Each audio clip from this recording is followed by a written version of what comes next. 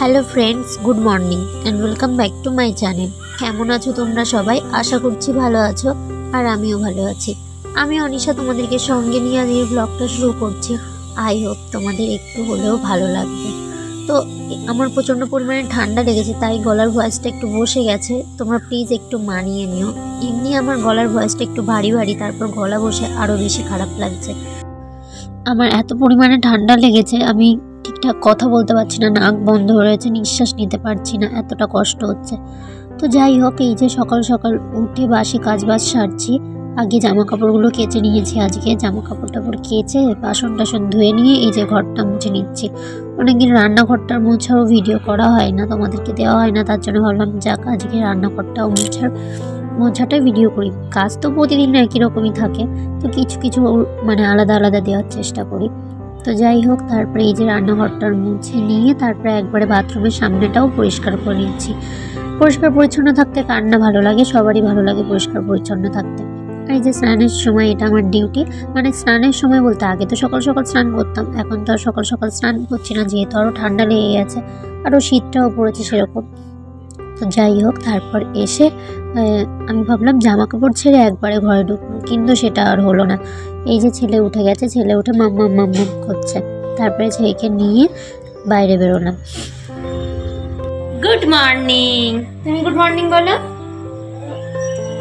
মুখের থেকে আঙুল নামাও, এবার বলো গুড মর্নিং। বুঝতে পারছি না, বলো ভালো করে বলো, ভালো।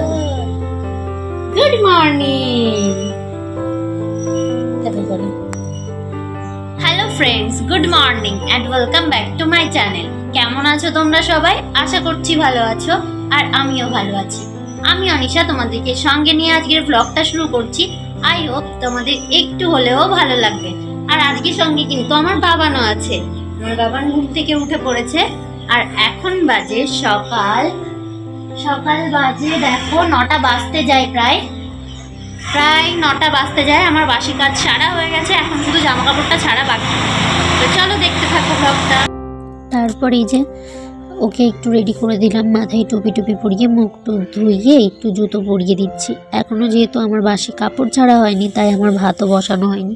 ছেলেকে কি খাওয়াবো তাই ভাবছি, আর এদিকে তোমার ওকে জুতোটা পরাচ্ছি। ওর যদি আমার কাজ শেষ করার আগে ও যদি উঠে যায় না, আমার খুব অসুবিধা হয় জামা কাপড় ছাড়ার আগে, বিশেষ করে, কারণ তাড়াতাড়ি জামা কাপড় ছেড়ে নিলে ভাতটা বসিয়ে দিতে পারি, ভাতটা খাওয়াতে পারি। তো তারপরে এখানে যাই হোক সাবুর পায়েস করলাম, দুধ দিয়ে সাবু দিয়ে পায়েস করে সেটাই খাওয়াবো। অনেকদিন সাবু খাওয়াই না বলে ভাবলাম যাক আজকে ভাতটা করিনি, সাবুটাই খাওয়াই। তারপরে এখানে সাবুটা রান্না করে সাবুটা খাইয়ে দিচ্ছি। আর এখানে দেখো বিস্কুট বের করে নিয়েছে, একটা বিস্কুটের ডিব্বা থেকে বের করে নিয়ে সেটাই খাচ্ছে। আর এদিকে তো খাবে না বায়না করছে। আমি বলছি কে খায়, ভালো ছেলে খায়, খেয়ে নাও বাবা। তো ওকে খাওয়াতে গেলে তো আমার প্রচুর টাইম লাগে। যাই হোক, ওকে বসেছি ওই 9টার দিকে, আর উঠেছি প্রায় 10টা বাজে। তো তারপর এসে এই যে তাড়াতাড়ি করে ভাতটা বসালাম, ভাতটা বসিয়ে দিয়ে তারপরে একবার এদিকে উনানে কড়াইটাও বসিয়ে দিলাম, কারণ আমি মাছ ভাজবো, মাছ রেখেছি, মাছের তরকারি করবো। যেহেতু অনেকদিন রুই মাছ খাই না, তার জন্য রুই মাছ নিয়েছি আজকে।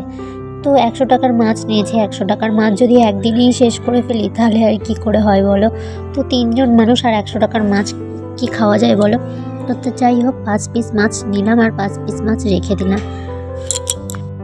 5টা মাছ রেখেছি, 5টা মাছ দিয়ে একটু মাছের ঝোল করব। আজকে ভেবেছি আমার শাশুড়ি মায়ের মতন করে করব রান্নাটা, কিন্তু ওনার মতন আর হয়নি। সবার তো এক একজনের এক এক রকম রান্না, আমার তো হয়নি ওনার মতন করে একটু ধনে জিরে বাটা দিয়ে রান্না করব ভেবেছিলাম, সেটাই করেছিলাম, কিন্তু হয়নি ওনার মতন। তারপরে এই যে মাছে লবণ হলুদ মাখিয়ে নিয়ে তারপরে মাছ ভাজাগুলো বসিয়ে দিচ্ছি। ফ্রিজে এখন দোকানের দিকে আর যাইনি, দোকানে যেহেতু ফ্রিজ রয়েছে, ফ্রিজে মাছ রাখতে যেতে গেলে আমার এইদিকে, আমি তো উনানটা আগেই ধরিয়ে দিয়েছি, মানে গ্যাসটা আগেই অন করে দিয়েছি। কড়াইটা যেহেতু তেতে গেছে, তার জন্য আগে মাছ ভাজাটা বসিয়ে দিলাম। এর মধ্যে কিন্তু আমি মাছটা রেখে এসেছি ফ্রিজে, মাছটা রেখে এসে তারপর মাছগুলো উল্টে দিচ্ছি।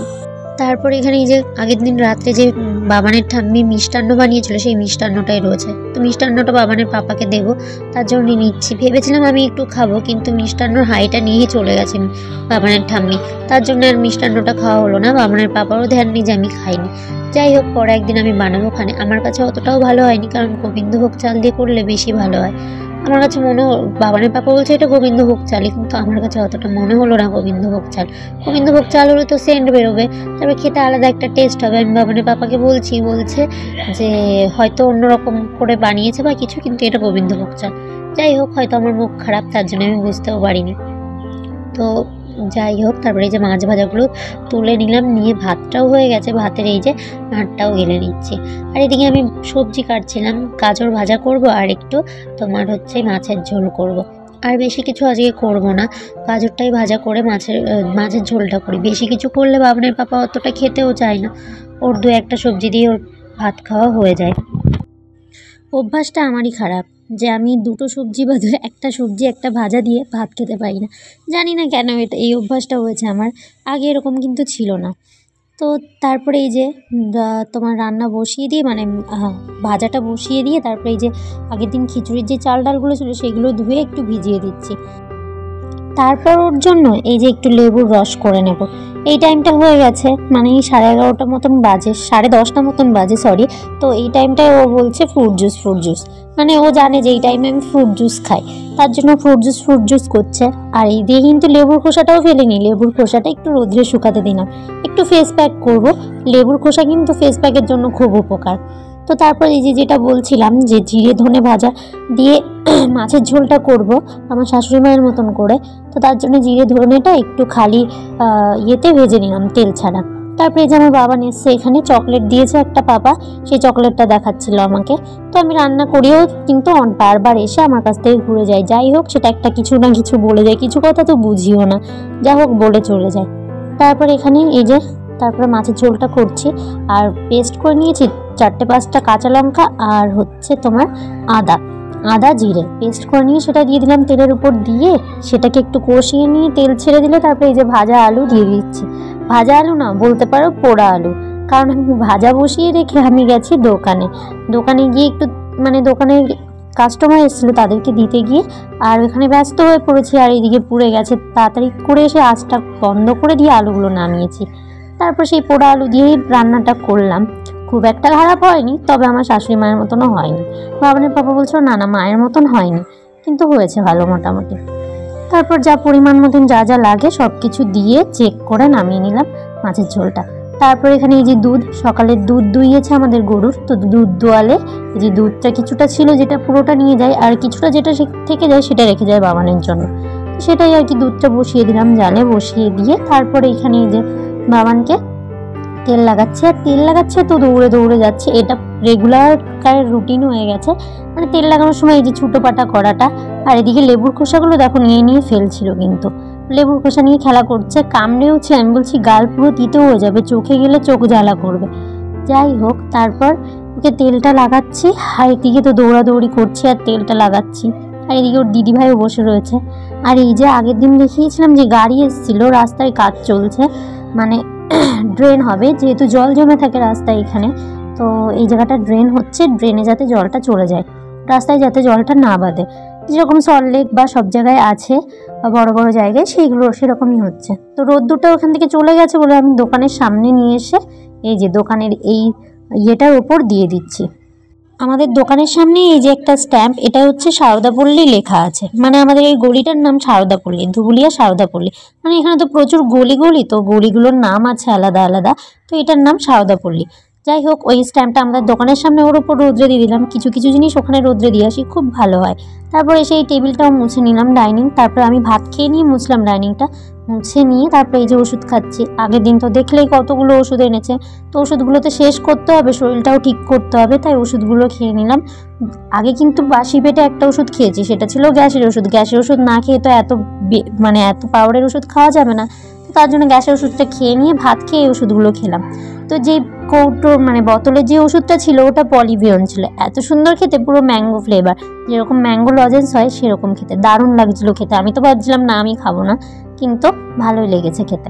তারপর আমার মনে হয় কি জানো তো, যে এই যে ট্যাবলেটগুলো খাওয়ার থেকে এই লিকুইডগুলো খাওয়া ভালো, কারণ ট্যাবলেটগুলো খেলে আমার গলার কাছে কেমন যেন আটকে থাকে এরকম মনে হয়। লিকুইডটা খেলে জলের মতন চলে যায়, বেশ ভালোই লাগে যদি ভালো খেতে হয় আর কি। তো তারপরে এখানে এই যে পা দিয়ে দেখলে মাজলাম আমি কড়াইটা একটু ভালো করে চকচক করে মেজে নিলাম, কারণ কড়াইটা অনেকদিন ভাবছি মাজবো এরকম করে হচ্ছে না। তো তো যাই হোক মেজে নিয়ে তারপরে এখানে ওই যে ছেলেকে খাইয়েছিলাম সেই বাসনগুলো ধুয়ে নিলাম। তারপর চুলে একটু তেল দিয়ে দিচ্ছি, মাথায় তেল দিয়ে স্নান করে আসলাম। স্নান করে এসে তারপরে যে চুলগুলো আঁচড়ে নিচ্ছি, চুলগুলো দেখছি যে চুলের কি অবস্থা। তারপর দেখো চেহারার কি অবস্থা হয়েছে, এই কটা দিনে যেন শরীরের হাল একদম শুকিয়ে গেছে। তারপর এখানে সিঁদুর পরছি, নিজেকে আয়নায় দেখলে নিজের এখন কষ্ট হয়, খারাপ লাগে যে শরীরের এরকম অবস্থা হয়েছে। আগে কীরকম ছিলাম আর এখন কেমন হয়ে গেছে, আবার যে কবে ঠিক হবো কে জানে। তারপরে এখানে একটু খাওয়া দাওয়া করে আমরা দোকানে ছিলাম, বাবানের পাপার সঙ্গে কথাবার্তা বলছিলাম। তারপর সন্ধ্যা লেগে গেছে, কিন্তু এখন এসে ঘরে বসলাম। এই যে আলমারির কভার করবো একটা, আলমারির কভার আছে, আলমারির কভারের উপর দিয়ে কভারটা দেবো, এই শাড়িটা দেবো, কারণ এই কভারটা যে কাপড়টা হয় পাতলা হয়, এটা ছিঁড়ে যায়, মানে কিছুদিন পরই ছিঁড়ে যায়। তাই ছিঁড়ে যাওয়ার আগেই ভাবছি কভারটা দেবো। নিয়ে গেছিলাম ম্যাশিংয়ে, কিন্তু ওখান থেকে বললো 100 টাকা লাগবে।